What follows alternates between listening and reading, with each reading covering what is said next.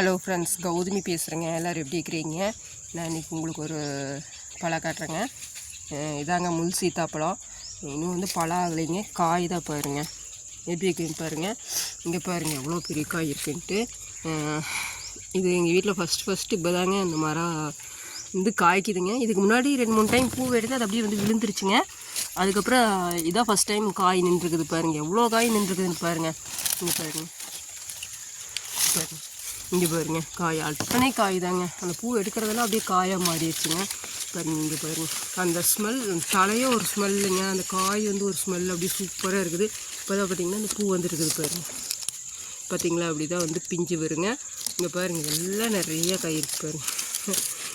இது ஆக்சுவலாக வந்துட்டு நாங்கள் செடி மரம் வாங்கி வைக்கலிங்க. நாங்கள் சாப்பிட்டு அந்த சீட்ஸை வந்து இந்த நேர் போட்டிருந்தாங்க, சும்மா வீசி இருந்தாங்க. அது அப்படியே தானாக அந்த சாணி குழின்னு சொல்லுவோம், குப்பை சாணி குப்பையெல்லாம் கொட்டுவோம், அந்த குழியில் அப்படியே வந்து முளைச்சி வந்தது தாங்க.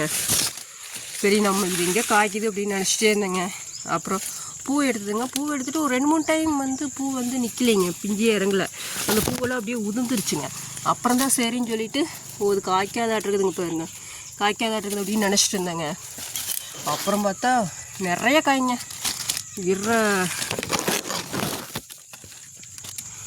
விடுற பூவெல்லாம் காயாக தான் இருந்தது பாருங்கள். அவ்வளோ சூப்பராக இருக்குங்க மரம். ரொம்ப ஹெல்த்துக்கு வந்து ரொம்ப நல்லதுங்க. இது வந்து இந்த கேன்சருக்கு வந்து ரொம்ப நல்லதுன்னு சொல்லுவாங்க. ஏன்னா அந்த வளர்கிற செல்களை எல்லாம் வந்து அழிக்கக்கூடிய தன்மை வந்து இந்த முள் சீத்தாப்பழத்துக்கு இருக்குதுன்னு சொல்லுவாங்க. நம்ம வந்து வாரத்துக்கு ஒரு டைம் கிடைக்கிறப்ப, இல்லை ரொம்ப கிடைக்கல ரேர் அப்படின்னா மாதத்துக்கு ஒரு தடவையும் கூட சேர்த்துக்கலாங்க. இது நாங்கள் ஃப்ரூட்ஸ் கடையிலேருந்து இந்த பழம் வாங்கிட்டு வந்தோங்க. ஆனால் பாருங்கள் எவ்வளோ காய் பிடிச்சிருக்குதுன்ட்டுங்க. ரொம்ப ஹெல்த்துக்கு ஒரு நல்ல பழங்க முள் சீத்தாப்பழம். நான் இது நாள் வரைக்கும் வந்து நான் ஃபஸ்ட்டெல்லாம் சாப்பிட்டதே இல்லைங்க. இன்னொரு சீத்தாப்பழம் இருக்குது பார்த்தீங்களா, அந்த சீத்தாப்பழம் தான் சாப்பிட்ருக்குறேங்க.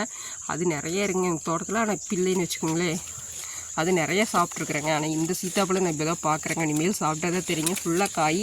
ஆனால் எப்போ இது பழுக்கு அப்படிங்கிறது தெரியலைங்க. அந்த காயை பார்க்கும்போது அவ்வளோ சூப்பராக இருந்துச்சு. எவ்வளோ பெரிய பெரிய காயின்னு பாருங்க. எப்படா பழுக்கு அப்படின்னு அதை வெயிட் பண்ணிகிட்டே தான் இருக்கிறேங்க. பாருங்க, மரமே பூரா அவங்க பெரிய சீத்தாப்பழம், அங்கே ஒரு பெரிய சீத்தாக இருக்குங்க பார்த்தீங்களா, அங்கே தெரியுதுங்களா, அதாங்க மரமே அப்படி பார்த்திங்கன்னா சாஞ்சிக்கிட்டு போது வருங்க. நிறைய பக்கம் இதை என்ன பண்ணுவாங்க அப்படின்னாங்க, விவசாயம் பண்ணுறவங்க கவாத்து பண்ணுவாங்க. இந்த வாதுகளெல்லாம் வந்துட்டு